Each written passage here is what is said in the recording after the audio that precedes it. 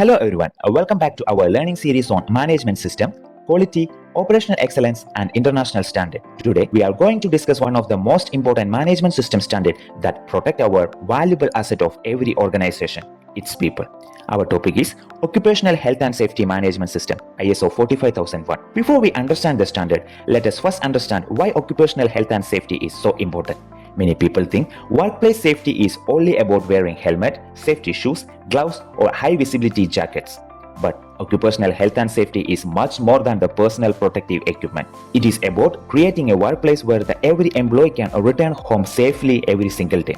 Whether you work in an office, a hospital, a school, a construction site, an oil refinery, a manufacturing plant, or even a retail store, occupational health and safety affect every one of us. Let us look some of the facts published by the International Labour Organization, commonly known as ILO. These numbers are alarming. Every year, approximately 2.93 million people lost their lives due to work-related accidents and occupational disease. Out of this, nearly 2.6 million deaths occurs because of the occupational disease and around 330,000 workers died from the workplace accidents. Think about for a moment. That means thousands of families lost their loved one every single day because of the unsafe workplace. But that are only part of the problem. Every year, approximately 395 million workers suffer non-fatal occupational injuries.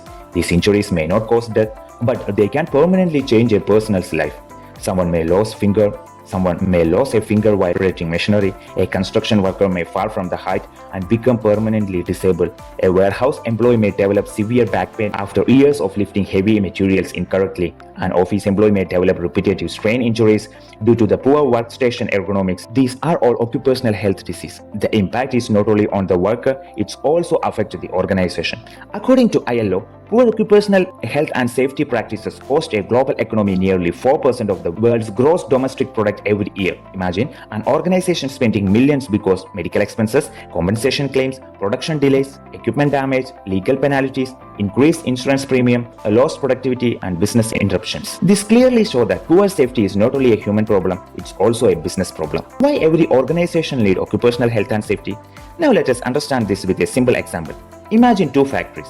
Factory A has no proper safety procedure, employees are not trained, electrical cables are laying on the floor, emergency exits were blocked, machines have no safety guard, chemical containers are not labeled, workers ignore the unsafe condition because of nobody reports them. Now imagine Factory B. Every employee receives safety training, hazards are identified before the work begins, machines have proper guards, employees wear appropriate PPE, emergency drills are conducted regularly, incidents are investigated, management actively participates in safety meeting.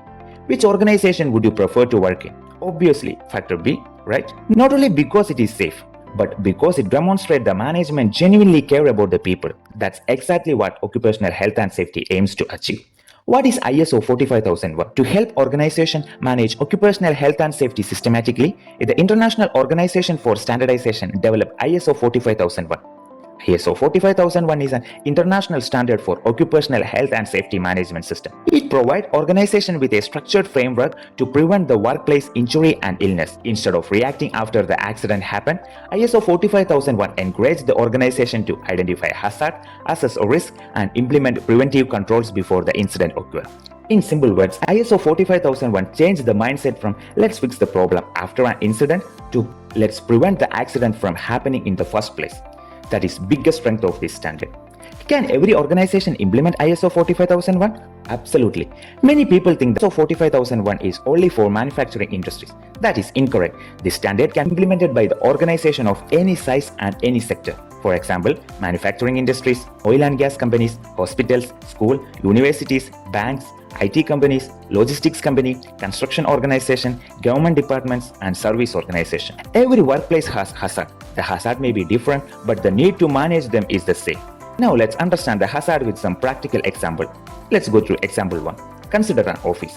Many people believe offices are completely safe. Actually, they are not. Possible hazard includes an ergonomic chair can cause back pain, electrical extension cable create the trip hazard, improper workstation design causing neck pain, fire hazard due to the overloaded electrical socket, stress and work-related mental fatigue when an office requires a proper hazard identification. Now let's check the construction site. Construction has many obvious hazards. Working at height, falling objects, heavy equipment, excavation collapse, electrical hazard, noise, dust explosion. Without proper control, accident can become fatal.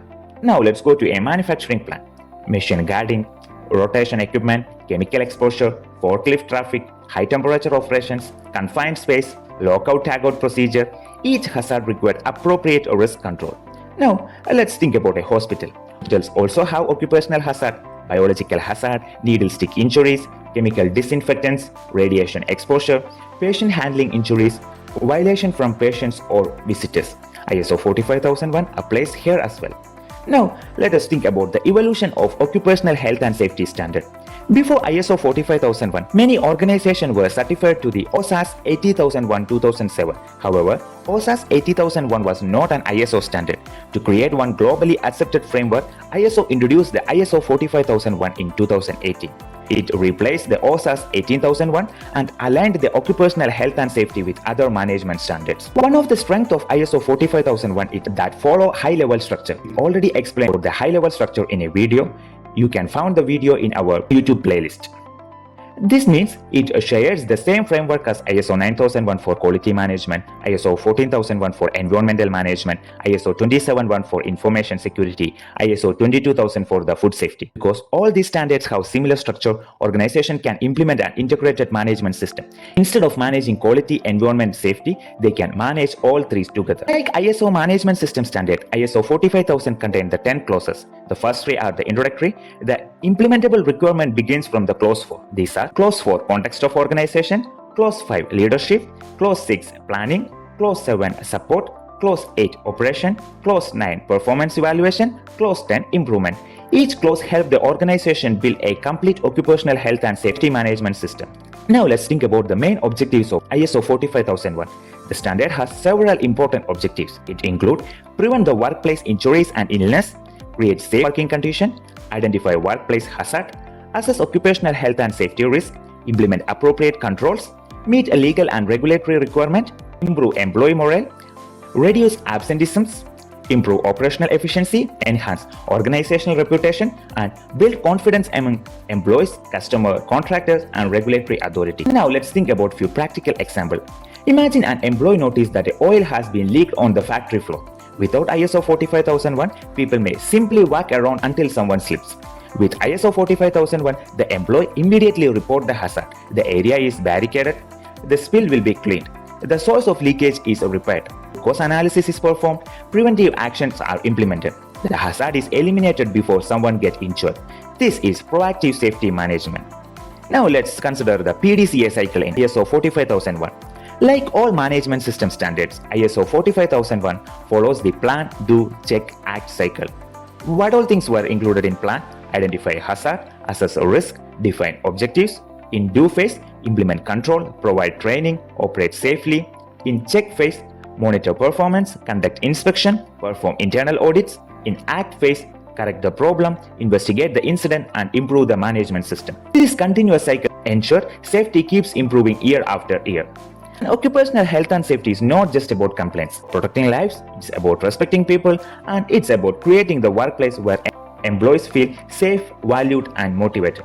The statistics published by the International Labour Organization reminds us that millions of workers will lose their life or suffer injuries in every year. Every accident prevented is a family protected. Every hazard identified is a life potentially saved. Every improvement today creates a safer workplace tomorrow. In this session, we will begin exploring the individual clause of ISO 45001 in details, starting with the clause 4, context of organization, where we will learn how the organization identify internal and external issues, understand the need of interested parties, define the scope of their occupational health and safety management system. Thanks for watching. If you found this section valuable, please like this video, share it with your colleagues, and subscribe the channel for more training on ISO standards, quality management, operational excellence, risk management, and oil and gas industry. Stay safe, keep learning, and see you in the next session.